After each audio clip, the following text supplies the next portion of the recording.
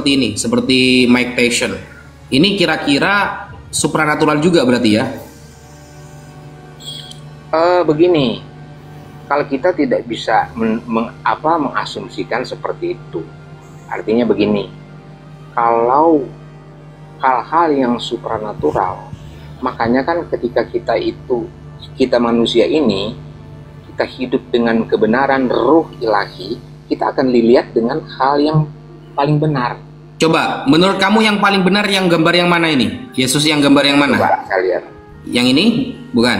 Bukan. Kali itu iblis yang menyerupai. Loh, Seperti Gondoruo kali ini kan? Ini gambar bisa aja Yesus Gondoruo juga ini. Oh salah, bukan. Yang mana? Oh, yang mana? Coba, yang coba ini. lihat deh, ada deh. Bukan. Yang ini? Coba, bukan satu. Ada yang saya 3 kali melihat. Yang ini? Saya tahu.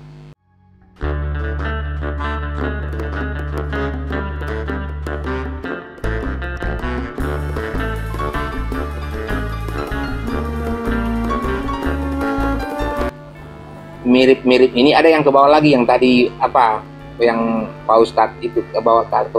Nah, ke bawah tuh. Yang ini. Bukan, kali itu kegantungan. Ini kayak Pak itu Bumbo. orang Meksiko itu. Kayak Pak Bumbo malah ini. Ada. Yang ini. Bukan. Ini? Ini yang bawah kanan. Ini bawah kanan ini. Bukan. Ini malah Edis. Kalau ini malah Edis ini ya. Ini loh nih, yang bawah itu. Ini. Yang bawah. Bawah. Yang hitam, itu yang hitam. Nah, itu betul. Nah, itu. Coba gedein. Nah, Oke, ini Yesus. Nah, jadi mirip-mirip begitu. Tapi kali ini kan gambar, tapi kalau lihat langsung itu jelas. Oh iya. Yang lain mirip-mirip tuh, yang lain agak mirip-mirip tuh, bener. Karena itu hasil daripada penglihatan, makanya orang terjemahkan lewat lukisan. Ini malah kayak Imam Bonjol. Iya makanya. Oh, ini mah kayak, jangan itu kayak Bang Nandar itu, senyumnya gantengan. Itu bisa dibenarkan nggak sih kalau hasil supranatural gitu itu dalam kekristenan? Itu kalau saya pribadi ya, terlepas dari apa muka saya itu saya bisa membenarkan karena saya 3 kali, Pak Ustadz. Iya. Bagi saya itu gimana cara membenarkannya, wajahnya yang ini yang itu gimana cara membenarkannya itu? Caranya itu gini, ketika kita dipakai Tuhan, dipilih Tuhan, kebenaran itu kita jawab dari hati kita sendiri. Jadi otak kita itu diatur dari hati yang sebenarnya itu ya susah dijelaskan. Contoh begini, ketika saya mendapat supernatural suara itu menggema, entah bahasa apa, tapi saya bisa terjemahkan dalam pikiran artinya. Itu termasuk supernatural. Menggema entah suara apa gitu. Nah, betul. Tapi otak kita itu bisa menerjemahkan, bisa mengenal suara siapa, dan kita bisa artikan. Nah, kalau hal begitu bukan di agama manapun. Bang Nandar, Pak Ustadz juga bisa jadi seperti itu. Dia tidak mengenal agama Kristen, Hindu, Buddha, Islam, enggak. Supernatural. Ketika itu dipilih oleh Sang Halik, mungkin aja ntar malam Bang Abdul Wafi bisa dapat. Pola pikir nanti akan berubah. Level tertinggi itu dalam hidup kalau bisa. Jadi gini, ketika kita sudah mendapatkan hal-hal seperti itu, hal-hal yang baik, kebenaran, dan bohong-bohongan itu sangat ketahuan. Nah, kalau suaranya seperti ini, saya pernah mimpi ada isyarat suaranya seperti ini. Apa artinya kira-kira ini?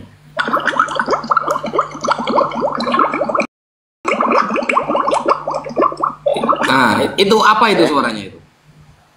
Itu artinya Bang Wafi lagi ngibul.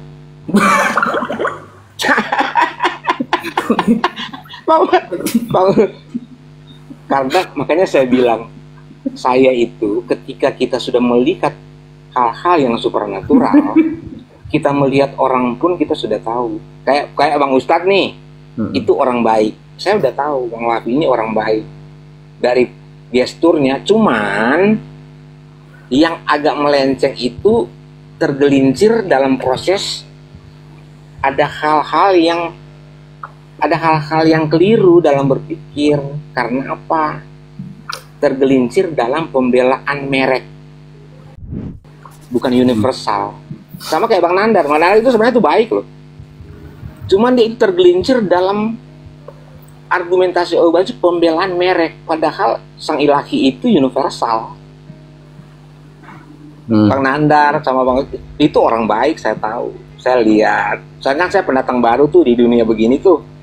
Cuman dengan melihat orang aja kita udah tahu orang itu baik atau tidak, ketahuan. Bang Wafi mau ngomong apapun, saya tahu, oh bukan maksudnya seperti itu. Sama juga dengan Bang Nandar, orang-orang cerdas gitu loh. Cuman belum dapat moodnya gitu loh. Masih tergelincir dalam pembelaan merek. Semoga gitu loh. Bang Nandar lekas dijamah, dipilah, dipulihkan menjadi pribadi yang baru, dan diputar-putar dan dicelupin. Kalau Bang Nandar terlalu bermain logika, terkadang dia itu apa yang diomongan bertolak belakang dengan hati nurani dia. Itu kalau saya pribadi melihat sih. Saya kan susah membenci orang. Kalau kita ngobrol sama Bang Jack sekarang, Bang Jack, kita nanya nih sama Bang Jack. Bang Jack menggunakan gambar itu ilustrasi Yesus, yakin seperti itu atau gimana Bang Jack? Yakin. Memang itu wajah Yesus ya? Ya, gambarannya. Ya. Dari mana dasar bahwa Abang Jack yakin bahwa seperti itu Yesus? Sebenarnya sederhana aja kalau penjelasan saya Bang ya. Kalau gambar Yesus itu persis sama seperti kita, cuman ya wajah orang kan beda-beda. Pada zaman Yesus datang ke dunia, yang pastinya kita berpikir Yesus itu mirip sama ya bangsa Israel, orang Yahudi begitu. Sementara di gambar yang populer kita lihat, misalnya di internet gitu ya, itu kan dilukiskan sejak sejarah kejadian Yesus selama ada di bumi, ada di dunia ini. Pasti ada yang punya seni melukis begitu, atau ada yang melihat, merekam di otaknya lalu digambarkan. Ya mungkin itu bisa didapatkan gambar Yesus ini tadi di era modern sekarang. Justru loh Bang Jack, gambar yang Bang Jack pakai itu lebih mirip kepada Kapitan Patimura tapi gondrong gitu. Coba aja bisa Bang Wapi sama Bang Nandar dan semualah yang hadir di roomnya ini, ada 4.000 lebih ini. Kita bisa cek itu wajah-wajah Yesus yang populer kan kebanyakan mirip ke yang digambar profil saya begitu ya. Ya, kita bisa bedakan, kita bisa Patimura atau pasti orang-orang timur sana. Miripnya ke orang-orang timur sih saya lihat. Lebih ke ya, wajah-wajah orang Israel gitu berarti ya. Iya benar. Kalau orang-orang yang cerdas melihat pasti tahu. Membedakan orang-orang Asia, orang Afrika, ada beberapa jenis kan kita di dunia ini kan. Oke. Kalau menurut Pak Budi Asali nih, dibenarkan nggak kalau seperti itu gambaran Yesus? Enggak. Wah, ini Pak Budi ini pendeta teman-teman. Kenapa kok tidak dibenarkan Pak? Itu hasil karya artis. Yesus tidak pernah meninggalkan foto atau lukisan atau apapun. Mungkin bisa dijelaskan kalau salib itu menurut aku tidak sebanyak yang kamu tadi tunjukkan ya.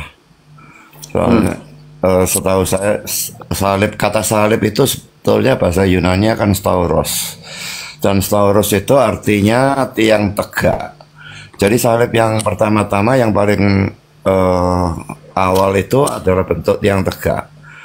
Nah itu lurus yang ya? Kalau iya hanya satu tiang. Jadi tangan ke atas, kaki di bawah gitu ya. Dan itu kalau kamu lihat majalahnya Saksi Yehova ya, mereka menggambarkan Yesus dengan salib yang seperti itu.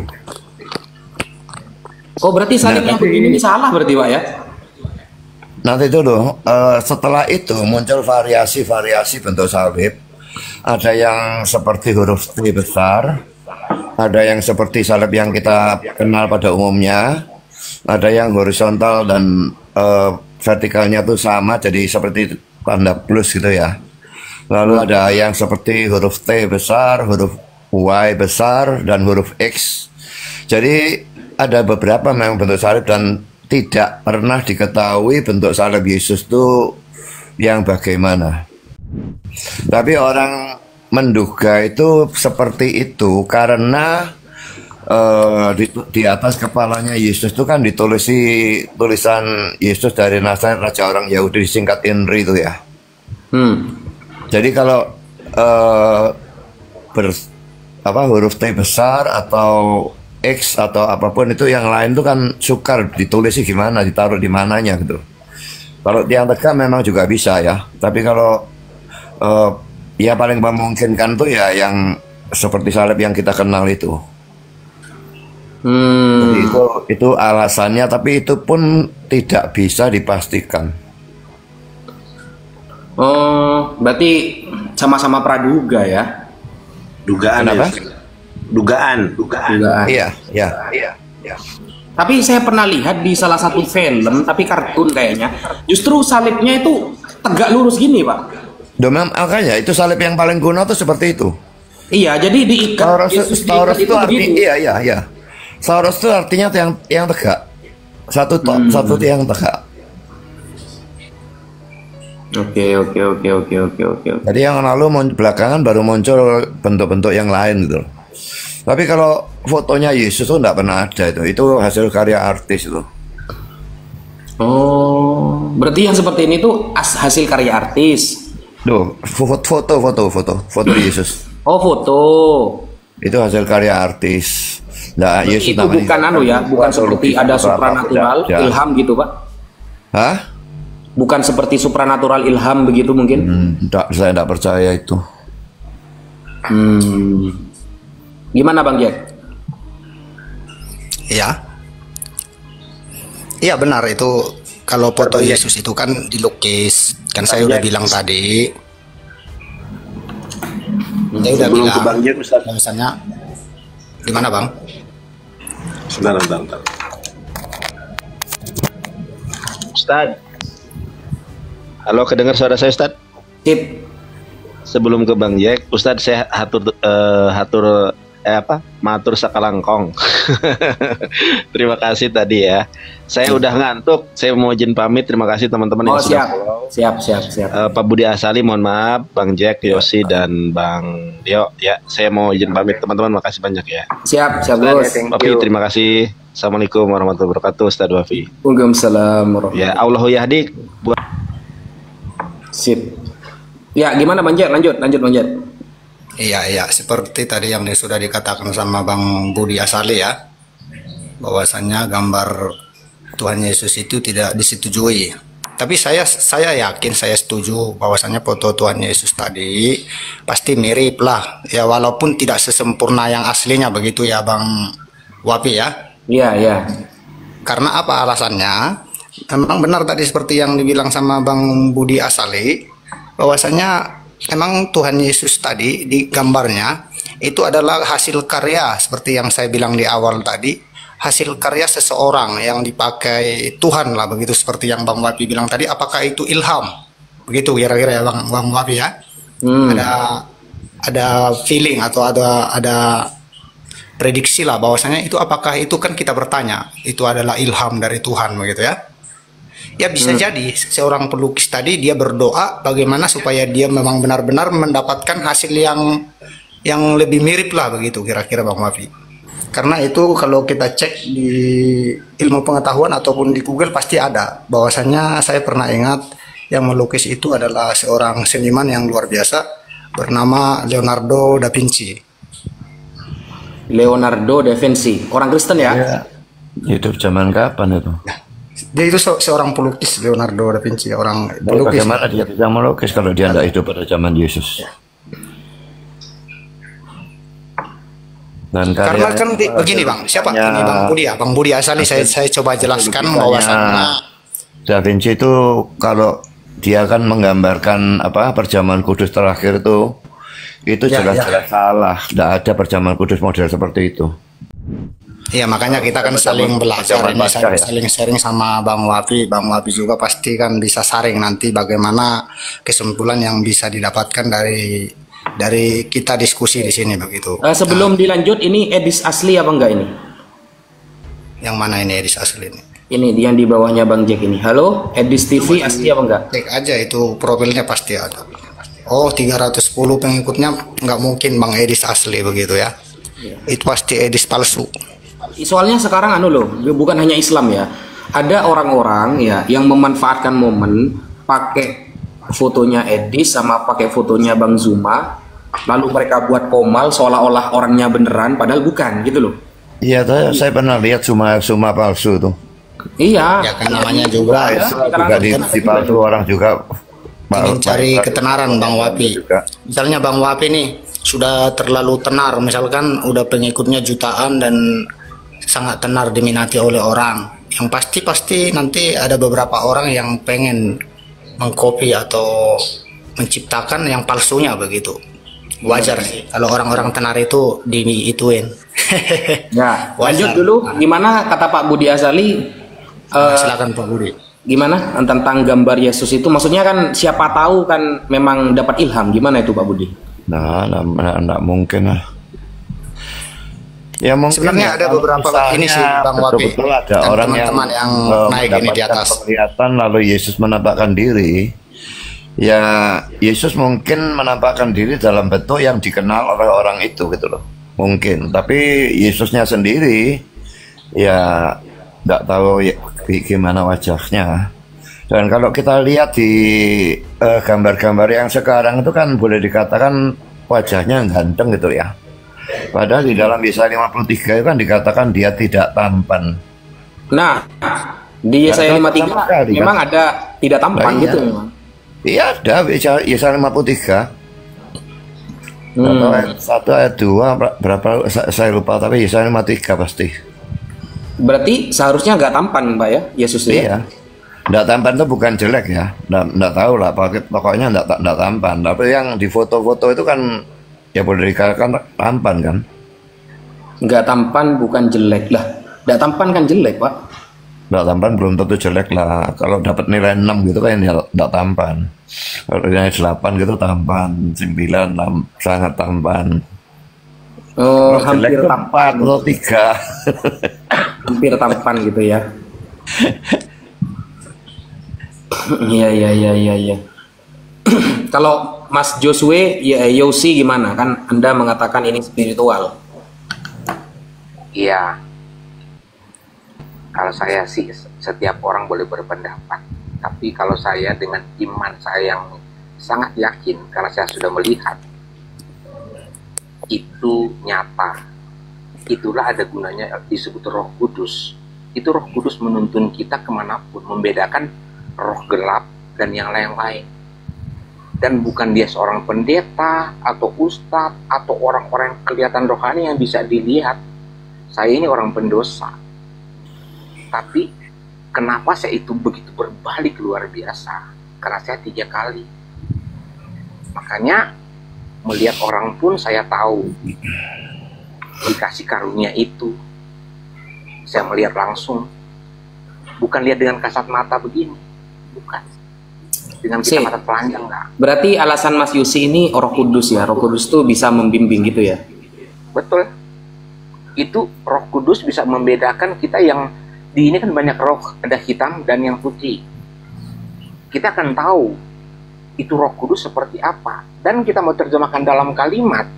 Kalau orang-orang teolog mungkin agak berbeda dengan cara menjelaskan saya gitu.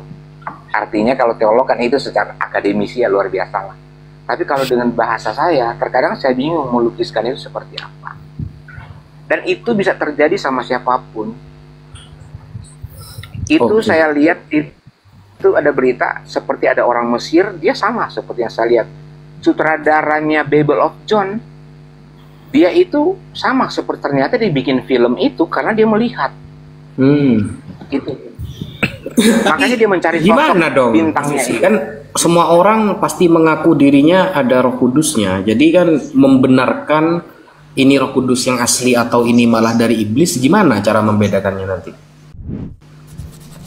Membedakannya itu diri kita yang tahu.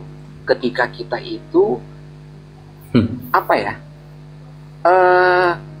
Mau bilang dengan kalimat itu susah. Pokoknya secara supranatural kehidupan kita ini ada roh yang hitam dan roh yang putih. Ketika kita dipakai sama roh yang putih, kita mampu menilai apa saja. Bang Ustadz Wahid kan Ibu, nggak bisa saya tahu. diilmiahkan kan akhirnya kan? Nggak bisa. Makanya kan saya nggak mau berdebat tentang itu kalau ke teman-teman, karena saya pikir nanti malah dinistakan, maksudnya dihina. Saya nggak mau, karena saya sudah melihat itulah level tertinggi dalam hidup saya. Oke. Gimana Pak? Saya begini. Setuju? Enggak. Tidak setuju ya? Ya. Coba dijelaskan Pak Budi biar teman-teman tidak salah paham. Ya, apa gunanya gitu loh. Kita tahu wajahnya Yesus itu enggak ada perlunya sebetulnya. Yang penting kita ketahui bahwa dia telah menjadi manusia, dia mati di salib menebus dosa, dan dia bangkit dari antara orang mati, naik ke surga dan sebagainya. Itu yang paling penting. Tapi kalau wajahnya bagaimana itu kan enggak penting. Salibnya bentuknya bagaimana itu juga enggak penting. Kalau saya pribadi sangat bersyukur karena saya sudah mengenal melihat. Jadi Pak Budi juga benar. Artinya nanti kan mungkin besok-besok Bang Ustadz Wafi dapet, Pak Budi lihat, akan ingat, oh pernah saya ngobrol sama Bang Yosi. Jadi kita bisa bantah dengan apapun, tapi ketika kita sudah melihat, baru kita melihat. Oh benar. Saya nggak merasa perlu untuk melihat Yesus ya. Saya melihat dengan kalau melihat itu nggak semua orang. Itu cuma bagi saya yang berpikir mungkin saya itu dikasihani karena saya pendosa, mungkin ya. Yesus kan bilang kepada Thomas, berbahagialah orang yang tidak melihat tapi percaya. Nah, Nggak perlu melihat, itu nggak perlu. Cukup ada dalam firman Tuhan dan kita percaya, itu lebih bagus daripada melihat. Betul. kan kata Yesus kan berbahagialah bagi mereka yang tidak melihat tapi percaya. Berarti keimanan yang tinggi adalah ketika dia nggak tahu tapi percaya gitu loh. Bukan nggak tahu, nggak melihat. Iya, nggak melihat. Maksudnya kan kalau Thomas kan setelah dia melihat Yesus bangkit itu baru dia percaya kan.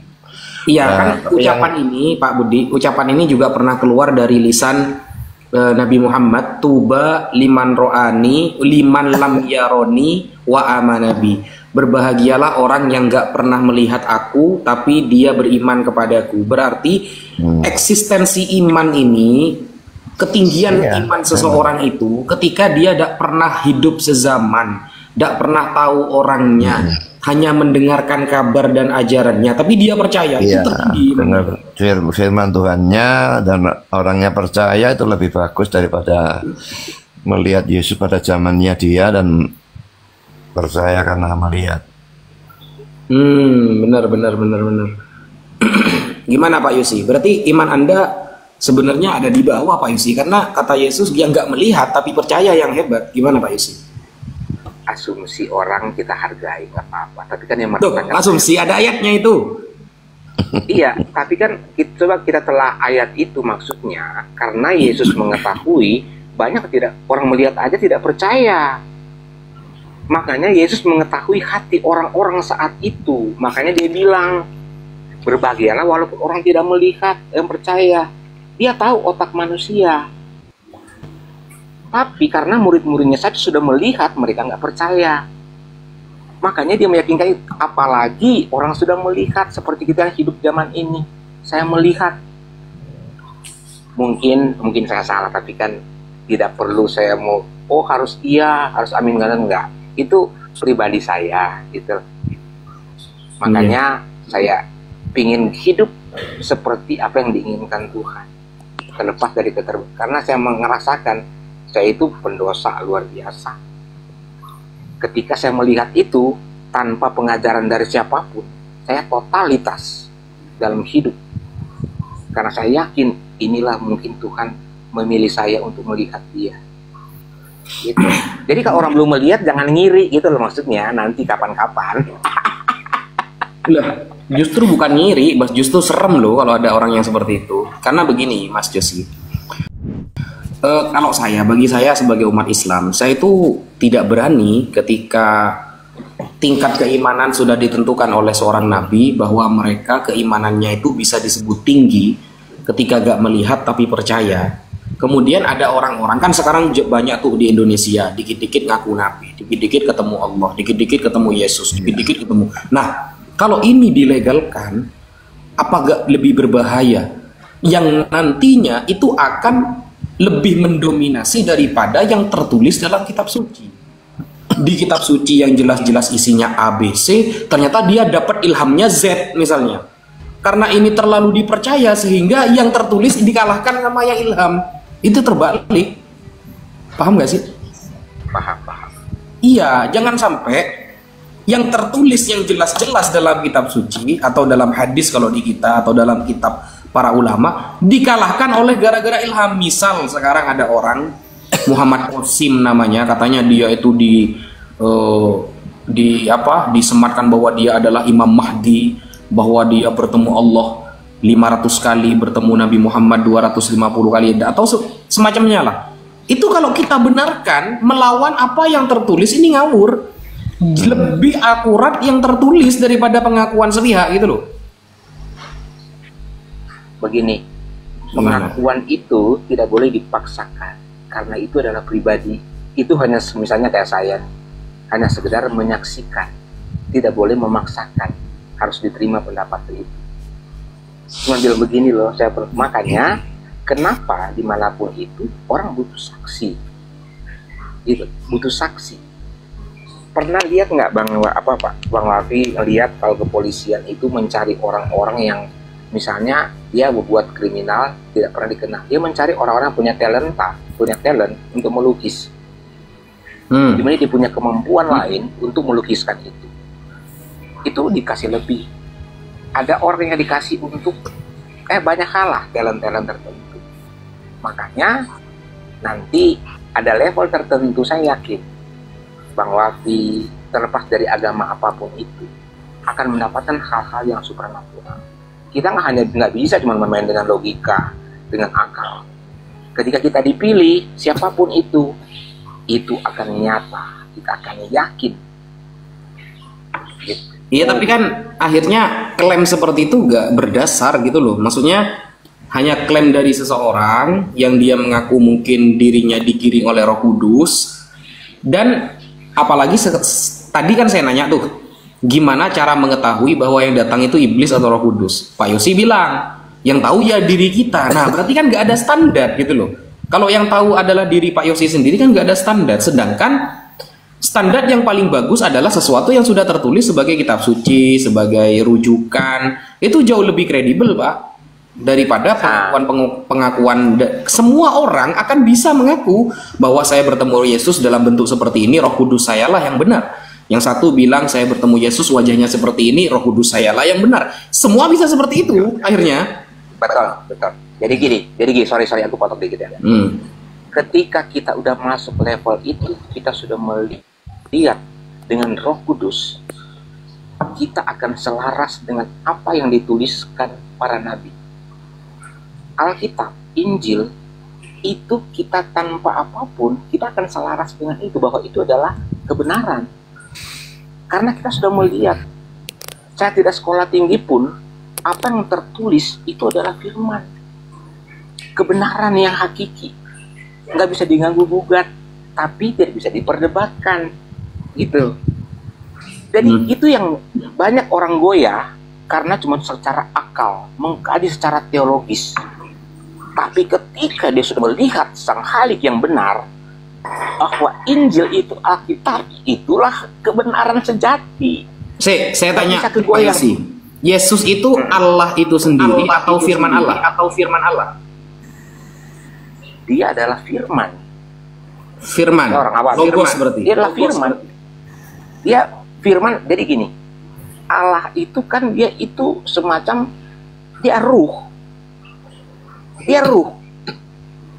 Dimana kita tidak bisa jangkau dia dengan akal. Tapi ketika dia mau menampakkan diri kepada manusia sebagai ciptaan dia yang termulia, dengan firman-Nya, pertanyaannya itu Yesus itu Bapa yang jadi manusia atau Logos yang jadi manusia? oh dia firman. Oh, Bapak enggak pernah jadi manusia. Firman. Dia firman. Dia firman. Dia itu firman ilahi atau Bapa, firman Bapa yang menjadi manusia. Bapa itu dia nggak bisa masa terus alam siapa yang di sana, logika nggak masuk. Makanya Trinitas itu sangat kebenaran sejati. Itu kalau percaya seperti itu jadi oneness nanti. Jadi oneness. Ini ya saya mau cerita ya. Martin Luther itu kan, Wafi tahu ya Martin Luther ya? Tahu. Tokoh reformasi kan ya. Dia itu pernah mendapat penglihatan tentang Yesus ya. Yesus menampakkan diri. Rupa-rupanya penglihatan itu berjalan berulang-ulang selama beberapa hari gitu loh.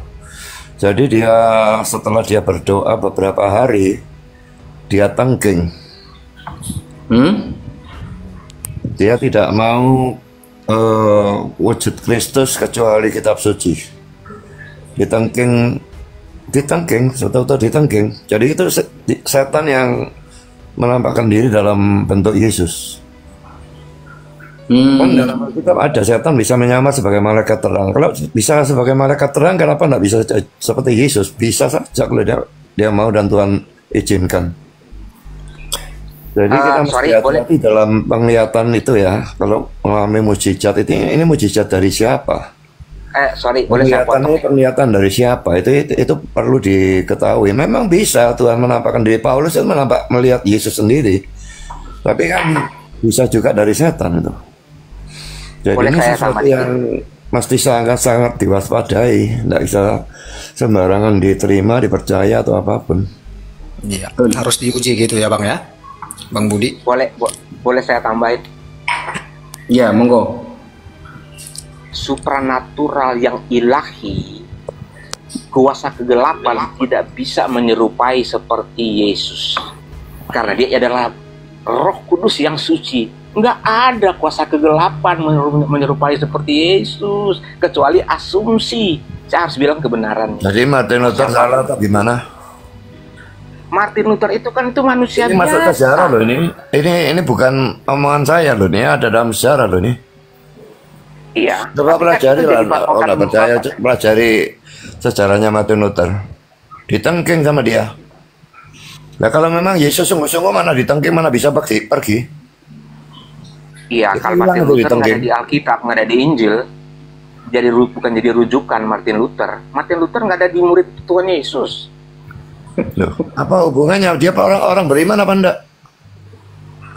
Dia lebih beriman dari kamu loh. Dia tokoh reformasi kok. Iya, itu kan secara dunia, tapi kan secara iman mana ada? Kita itu merujuk itu yang ada di Alkitab, di Injil. Nggak bisa. Nah, iya, Injilnya Alkitab mengatakan bahwa iblis bisa menyamar sebagai malaikat terang. Nah, kenapa kau nggak bisa menyamar sebagai Yesus? Nggak bisa, brother. Siapa yang bilang nggak bisa? Kamu alasanmu apa ngomong nggak bisa itu? Itu Yesus itu tuh manusia suci, tidak bisa kuasa kegelapan. Dia mau menyerupai. Malaikat nggak suci, malaikat juga suci, tapi iblis bisa menyamar sebagai malaikat terang. Bukan Yesus kan? Di mana sih logika Anda? Kamu tadi ngomong suci kok. Suci, malaikat juga suci. Tapi iblis bisa menyamar sebagai malaikat terang, bisa menyamar sebagai malaikat yang suci. Kalau bisa malaikat, kenapa enggak bisa Yesus? Kalau malaikat bisa, tapi kalau Yesus nggak bisa. Mungkin begini Bang, tahan dulu. Apapun Bang Yosi ini salah pengertian. Pokoknya Tuhan izinkan bahwasanya ya Tuhan tidak izinkan ya memang bisa. Bang Yosi izinkan ya bisa. Mungkin dikira Bang Yosi Tuhan Yesus tidak bisa menyamar jadi iblis begitu ya. Bukan, iblis tidak bisa menjadi seperti Yesus karena dia suci. Gimana kebolak-balik pola pikir. Bang Budi asal iblis bisa menyamar seperti malaikat terang, maksudnya itu bisa menipu. Bisa tapi mau jadi Yesus nggak bisa. Bukan seperti Yesus dalam arti sepenuhnya begitu Bang. Shalom, Jadi shalom. ada beberapa hal yang bisa ditiru sama iblis begitu, tapi tidak sepenuhnya. Karena hal-hal iblis yang tidak maha kuasa. Merujuk hal-hal yang supernatural. Alkitab saja. Hal-hal yang Oh, supernatural yang menyangkut Sang Pencipta tidak bisa berandai-andai. Sang antikristus nanti itu mengakunya sebagai Mesias loh. Iya. Dia bisa mengaku, Untuk tapi mengenal- tidak bisa menyerupai. Nah iya. Halo. Nih, antikristus bisa mengakui, tapi tidak bisa menyerupai dalam secara supernatural seperti Yesus. Karena dia adalah roh Nah, kalau dia ilahi. enggak seperti Yesus, lalu siapa yang mau percaya sama dia? Kenyataannya Ini sharing Alkitab aja, membuatkan masing-masing ya. banyak orang Shalom, jadi shalom. murtad. Shalom. Baca di Wahyu saja. Kalau mau kenal siapa macam mana rupa Yesus itu baca di Wahyu. Wahyu 1 ayat 13 sampai Dan 16. dalam Alkitab manapun tidak ada wajahnya Yesus. Ya. Pak Gideon ini dari Malaysia ya? Kan Leon. kan di ya betul. Oke. Kan di Alkitab Wahyu kan sudah menjelaskan Ya. rupa anak domba atau rupa Yesus itu sudah ditulis di sana. Tolong ditampilin dulu Bang Abdul Wafi. Wahyu berapa Bang Gideon? Bang Wahyu Gideon tadi. 1 Wahyu 1, ayat 13 sampai 16. Wahyu 1 13 sampai 16. Dan di tengah-tengah kaki Dian itu ada seorang serupa anak manusia berpakaian jubah yang panjangnya sampai di kaki dan dadanya berlilitkan ikat pinggang dari emas. Kepala dan rambutnya putih bagaikan bulu yang putih metah dan matanya bagaikan nyala api. Saringan ya. Dan kakinya mengkilap bagaikan tembaga membara di dalam perapian. Suaranya bagaikan desau air bah. Dan tangan kanannya ia memegang 7 bintang dan mulutnya, ini kasar bahasanya, seharusnya kalau kembali ke Yesus jangan mulut lah, lisan. Dan lisannya keluar sebilah pedang tajam bermata dua dan wajahnya bersinar-sinar bagaikan matahari yang terik. Itu ya. Ya, itu rupanya. Keren Dia kan? sudah kembali. Ya, dia sudah kembali ke rupa wujud asal dia. Ya, itu wujud Jadi asal ingat, dia.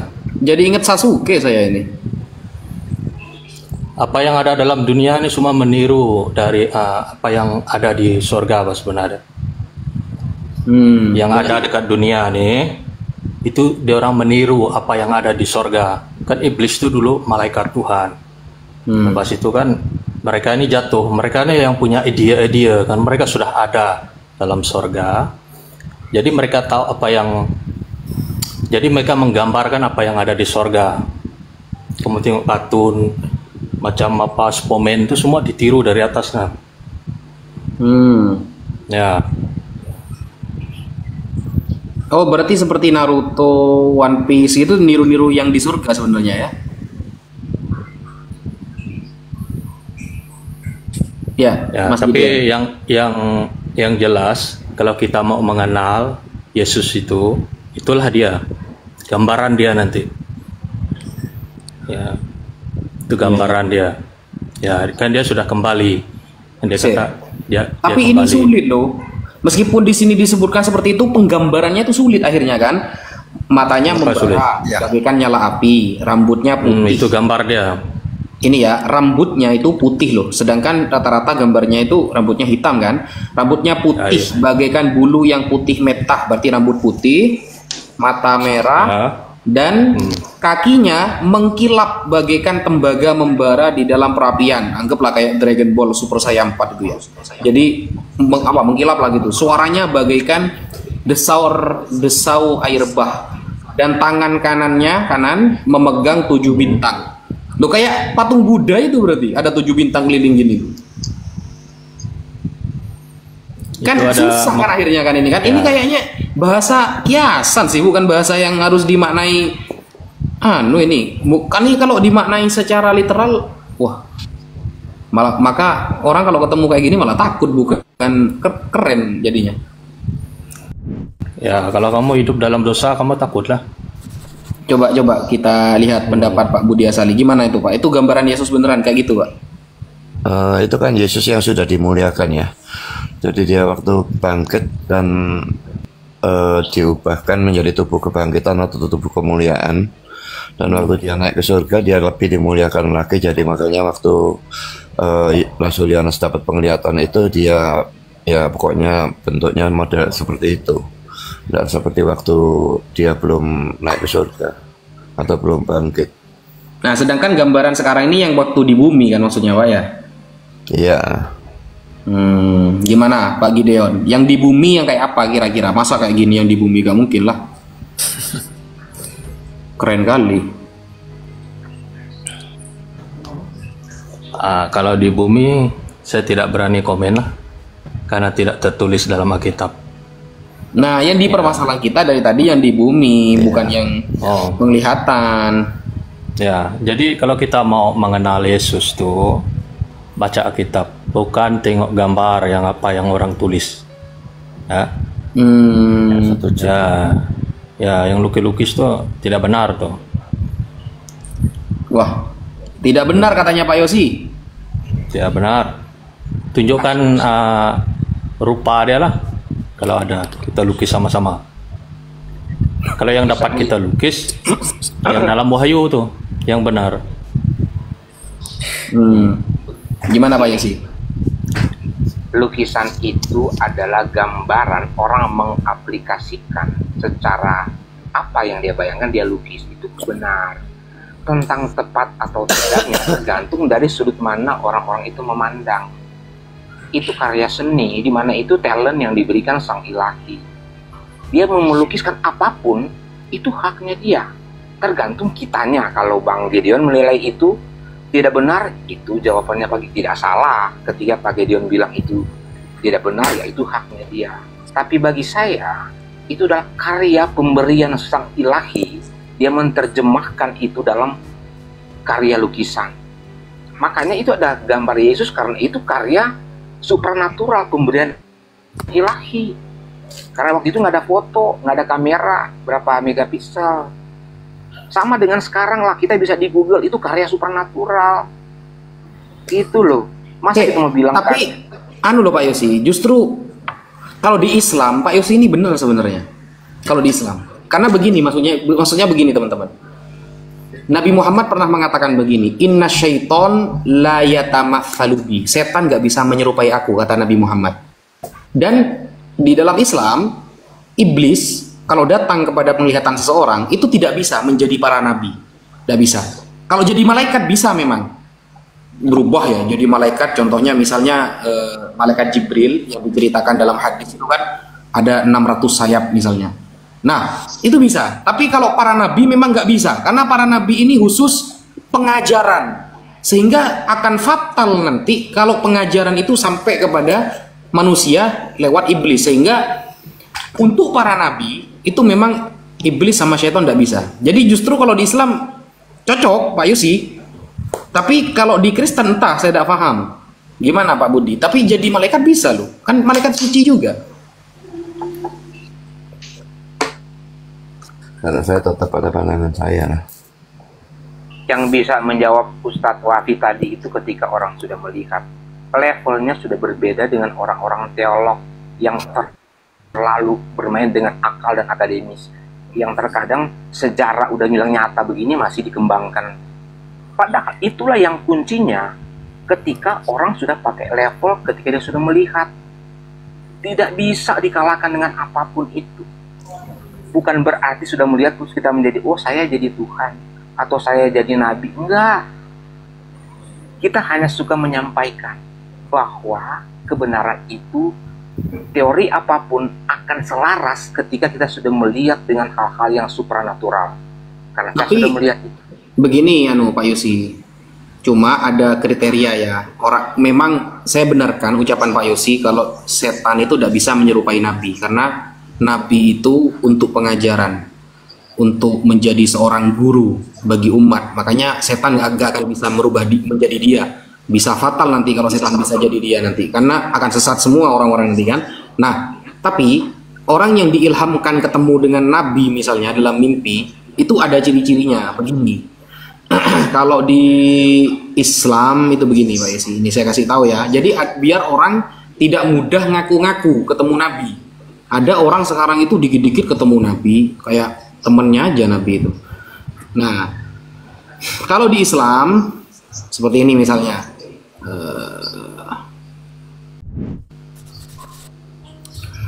ini di Islam ya. Ntar mana tadi? Nah, ini ya. Bismillahirrahmanirrahim. Ini penjelasan dari Imam Nawawi dalam Syarah Sahih Muslim.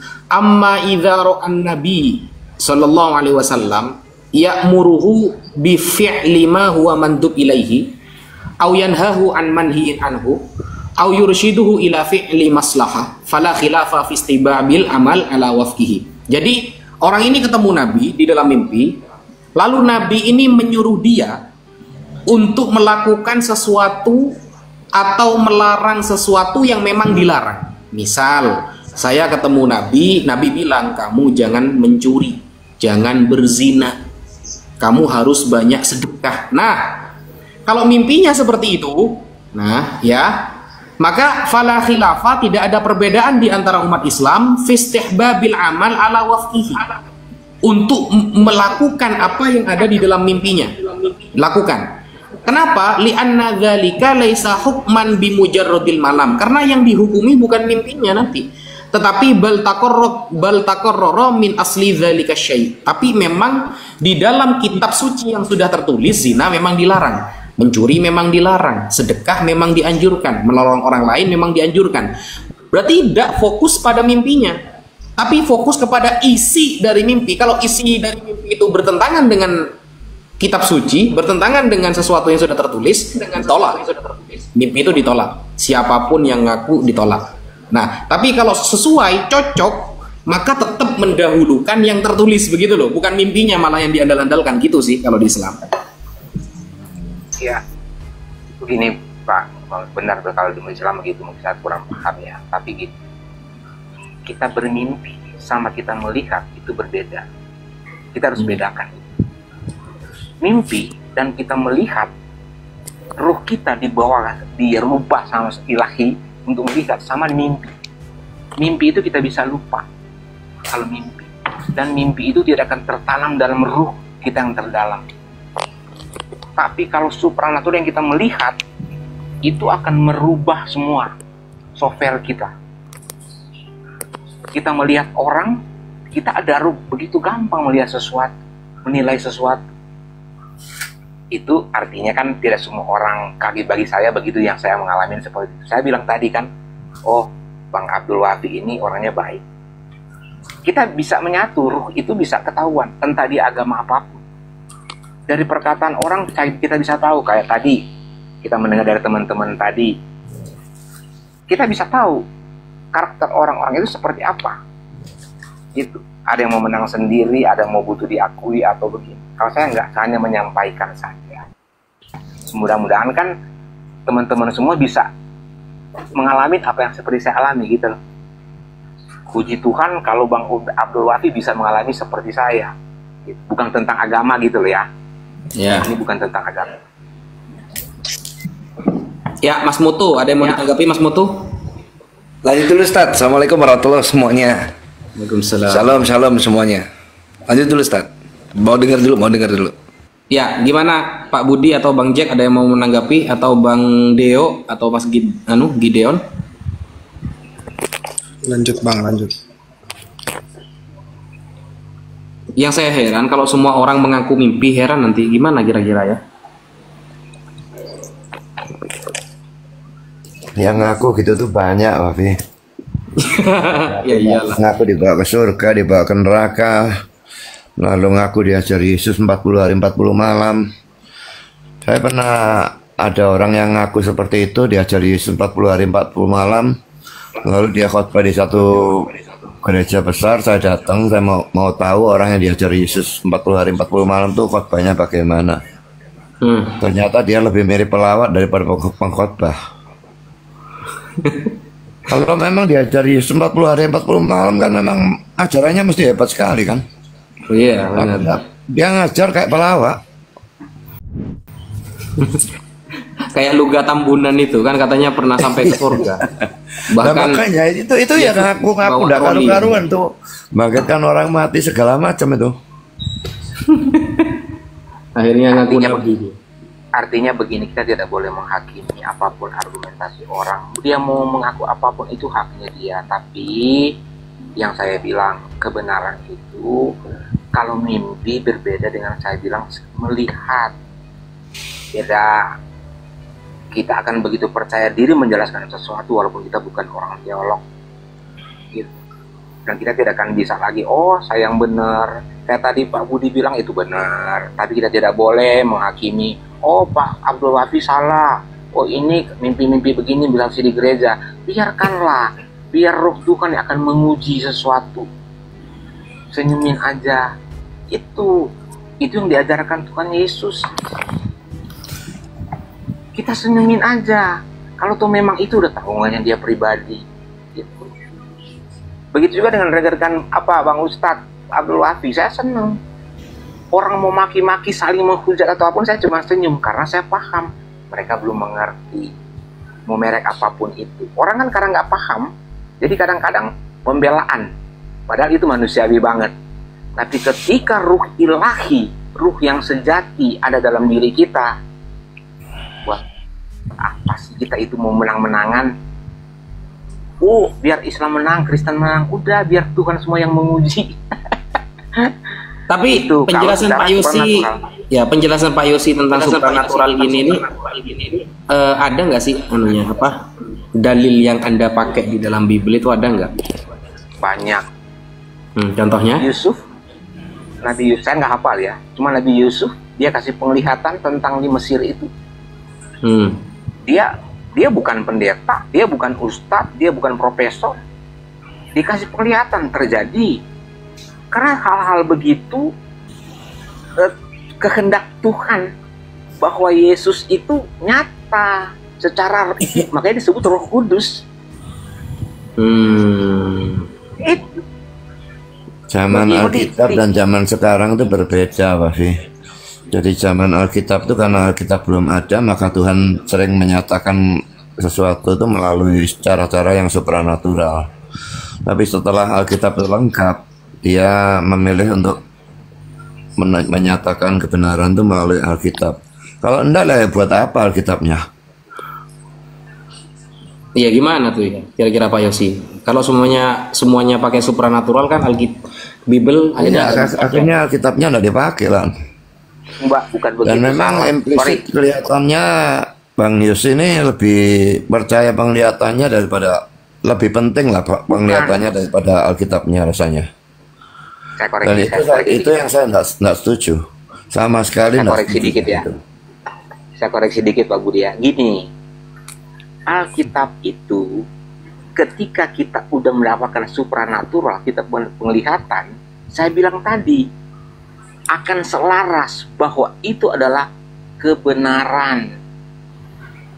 Kalau orang tidak pada level suatu hal-hal yang seperti yang saya alamin, orang bisa goyah, berdebat terus. Tapi saya kan kenapa saya cuma senyum-senyum? Karena itu yang mematching, artinya itu selaras dengan supranatural, dengan apa yang sudah diberikan. Begitu. Dengan Alkitab, bukan orang berarti Alkitab itu jadi nggak berguna. Salah total, bukan begitu. Justru supranatural menguatkan bahwa ternyata ya luar biasa. Karena kita mendapat jawaban dari situ, bukan dapat jawaban dari Pak Budi, dari Pak Ustadz Abdul Wafi. Itu yang meyakinkan Alkitab loh. Jadi kamu kalau membuang jawaban saya, ya saya membuang Alkitab sama saja. Kamu lebih percaya penglihatanmu daripada Alkitab. Pada penglihatanmu pertama, terus terang saja kamu bisa bohong. Kedua, kamu bisa mendapat penglihatan tapi dari setan. Orang-orang yang bilang pergi ke neraka itu, mereka dibawa pergi ke neraka dan mereka bilang itu kebanyakan ya. Saya punya satu buku yang seluruhnya berisi pengalaman-pengalaman orang yang pergi ke surga atau neraka. Dan mayoritas yang pergi ke neraka itu mengatakan bahwa mereka melihat setan menyiksa orang yang ada di neraka itu. Nah ini sudah pasti sudah omong kosong, karena setan pertama setan itu belum masuk neraka. Dia baru masuk neraka kalau pada waktu Yesus datang kembali kedua kalinya. Dan kalau dia masuk neraka nanti, dia itu disiksa dan dia bukan menyiksa. Siapa yang angkat dia jadi argosonya Tuhan? Jadi itu ada dalam Wahyu 20 ayat yang ke-10. Jadi saya punya dasar Alkitab untuk memastikan bahwa orang-orang yang bilang melihat neraka dan iblis atau setan menyiksa orang di neraka, itu pasti omong kosong atau mereka membual atau mereka dapat wahyu dari setan. Ada ayatnya itu Pak Yosi. Kita hargai pendapat Pak Budi. Saya tidak bilang itu salah, tapi bagi saya apapun itu saya hargai. Orang mau mimpi apapun, tentang dia berbohong atau tidak, itu adalah tanggungannya dia pribadi. Itu. Tapi saya tidak mau juga menghakimi dia, oh dia bohong, dia enggak.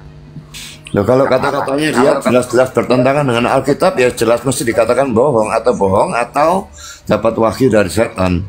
Salah satu dari dua itu, dan yang manapun ya jelek itu. Iya. Kalau kata-kata dia sesuai dengan Alkitab saja belum tentu benar kok. Apalagi kalau sudah tidak cocok jelas dengan Alkitab, bertentangan, ya itu sudah pasti atau bohong atau dapat wahyu dari setan. Ya, salah satu dari dua itulah. Iya. Ya kalau saya tidak menghakimi seperti itu. Justru Kalau saya menghakimi, kan, karena saya menghakimi berdasarkan Alkitab itu boleh. Siapa bilang tidak boleh menghakimi? Oke Bang Wapi, lanjut aja dulu. Kalau menurut Bang Jack gimana, kan Bang Jack pakai gambar Yesus itu kan, Bang Jack mengatakan itu benar tuh gambar Yesus itu. Ya, begini Bang, kalau saya menanggapi antara Bang Yosi dan Bang Budi ya. Karena Bang Yosi tadi bilang sudah pernah mengalami penglihatan. Kalau menurut saya pribadi, kalau penglihatan itu tidak semua orang bisa mengalaminya. Atau misalnya dia ada didatangi dalam mimpi begitu seperti yang Bang Abdul Wabi tadi sampaikan, bahwasannya misalkan kita nih bermimpi menjumpai Nabi, sementara Bang Wabi tadi sudah menjelaskan dalam kitabnya secara Muslim begitu ya, di dalam umat Islam, bahwasannya ciri-ciri orang yang ketemu dengan Nabi, dia tidak mengumbar-umbarkan dan tidak gampang memberitahu kepada orang begitu. Iya, karena Bang Jack, logikanya begini, kita kalau ketemu wanita yang kita cintai, bertemu berdua, maka kita tidak akan mengumbar-umbarkan hal itu kisah pribadi yang sangat romantis gitu loh. Iya, sama seperti yang di Bang Yosi tadi bilang, bahwasanya kita tidak boleh menghakimi dan dia benar-benar sudah mengalami penglihatan, itu memang kita hargain. Ya saya sendiri sih kalau menanggapi dari Bang Yosi, saya percaya, karena memang ada beberapa orang yang benar-benar mengalami penglihatan baik dalam mimpi maupun secara supranatural, dia langsung secara langsung atau dimasuk di dalam alam roh gitu ya, dibawa. Memang ada yang benar, tapi bagaimana kita bisa tahu itu benar atau salah? Seperti yang Bang Wabi tadi pertanyakan, bagaimana kita bisa tahu itu dari Roh Kudus atau dari iblis begitu ya Bang Wabi ya?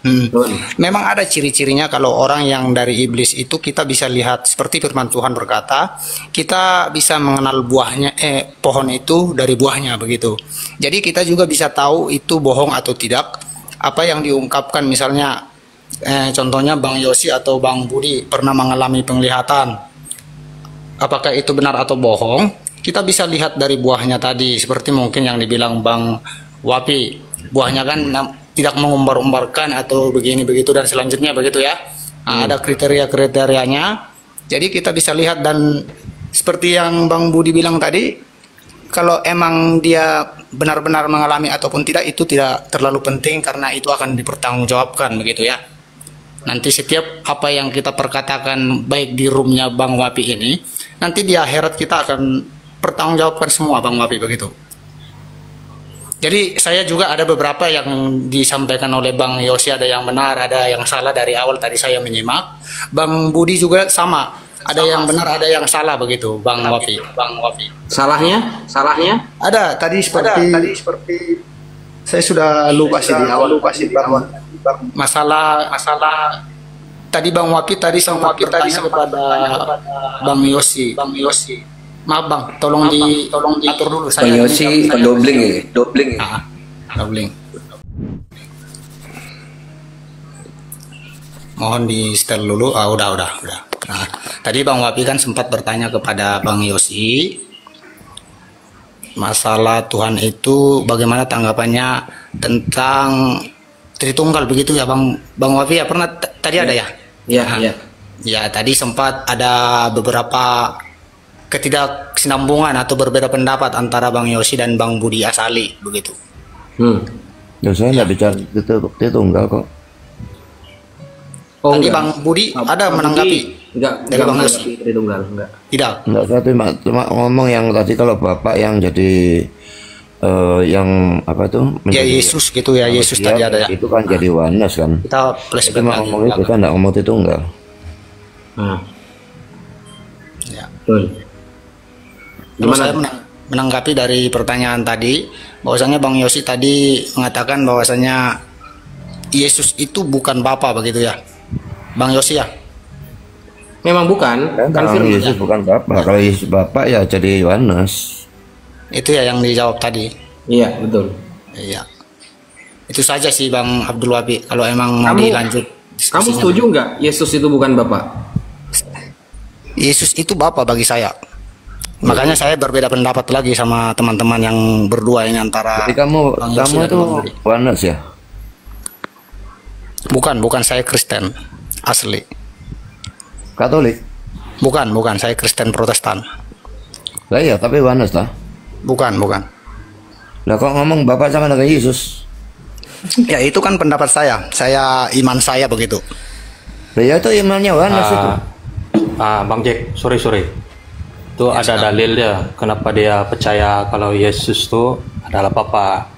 Ada Kalau ayatnya tuh. Yesus berkata aku dan Bapak adalah satu, aku dan Bapak. Ya. Kalau dalam bahasa Inggrisnya kalau mau diterjemahkan secara rupiah, I and the Father we are one. Oke. Aku dan Bapak kami adalah satu. Jadi bentuk jamak itu. Bagaimana bisa Bapak dan Yesus itu satu? Siapa melihat aku, melihat Bapa. Itu menunjukkan hakikatnya satu. Jadi kalau kita baca balik. dicampur adukkan Oke, begitu sekejap. menunjukkan hakikatnya cuma satu. Tapi kalau dibedakan sekejap, Bang. itu menunjukkan pribadinya itu lebih dari satu. Tadi kan kita baca Wahyu 1 Ya, mungkin ayat bisa 13. dimonitor sama. Lalu bagaimana sampai Bapak mau Supaya- anak dan supaya Bapak dan anak mau tidak terus? ini. Kalau cuma pribadinya Supaya satu, satu-satu dulu yang siapa? menyampaikan. Coba satu-satu dulu. Iya. Nah, kita gini, kita berdasarkan gini, konsep dasar hampir semua Kristen menggunakan ini sebagai konsep dasar keimanannya kan gitu ya. Nah, kita lihat ini sebentar. Nanti aku minta tanggapan dari bapak-bapak semua yang ada di sini, apapun itu. Dalam Yohanes 1 nomor 1 ini basic fundamental bagi kekristenan kan gitu ya. Jadi pada mulanya adalah firman. Firman di sini lanjut, firman itu bersama-sama dengan ilah dan firman itu adalah Allah kan gitu ya. Nah, pertanyaannya firman ini kan Yesus kan nanti, iya kan? Nah, Allah di sini apakah ini Bapa atau siapa? Allah yang pertama itu Bapak. Allah Ini berarti Bapa ya. Berarti gitu ya. Jadi pada mulanya adalah firman ini kan Yesus ya. Firman itu bersama-sama dengan Allah Bapa dan firman itu adalah Bapa berarti kan ya? Loh, enggak, Allah yang kedua itu Yesus sendiri adalah Allah, firman itu adalah Allah. Di sini yang Allah pertama Sama Bapa. dengan Bapak dan Ah, Yesus itu adalah Allah gitu loh. oke. Menurut yang lain gimana bapak-bapak yang lain? Lah mengatakan bahwa bersama-sama itu kan sudah enggak mungkin cuma satu. Jadi gini, Kan mesti lebih dari satu pribadi. oke. Anak Kalau dan menurut- Bapa itu sama. Anak dan Bapa sama. Jadi Baiklah. Oke. Saya bukan jenis Kristen yang ingat ayat-ayat ya, tapi saya ingat perkataan Tuhan. Semasa Tuhan mau naik ke langit kan, coba ingat, aku menyertai kamu sampai akhir zaman. Yesus naik selepas itu kan. Jadi siapa yang datang? Itu Roh Kudus, kita kenal Roh Kudus. Tapi Yesus katakan dia yang menyertai. Betul. Ada lagi dalam Yohanes ayat berapa kah? 17. Yesus berkata, aku dan Bapa akan datang kepada kamu. Arti mereka itu tidak terpisah. Bapa, Anak, Roh Kudus itu sama. Nama mereka, namanya Yesus. Ya, sebab Bapa, Yesus berkata, namamu yang kau berikan kepadaku. Itu sama, bukan lain-lain Tuhan tuh. Oke, cukup. Jadi namamu yang diberikan kepadaku berarti sudah gitu.